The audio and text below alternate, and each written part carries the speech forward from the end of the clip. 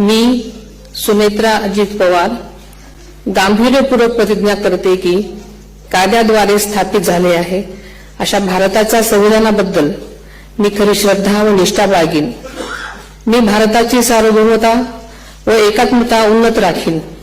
मी महाराष्ट्र राज्याची उपमुख्यमंत्री म्हणून माझी कामे निष्ठापूर्वक व ससविवेक बुद्धीने पार पाडेन आणि संविधान व कायदा यानुसार सर्व तऱ्हेच्या लोकांना मी गांभीर्यपणे व निपक्षपातीपणे तसेच कोणाच्याही विषयी ममत्वभाव किंवा आकस न बाळगता न्याय वागणूक देईन।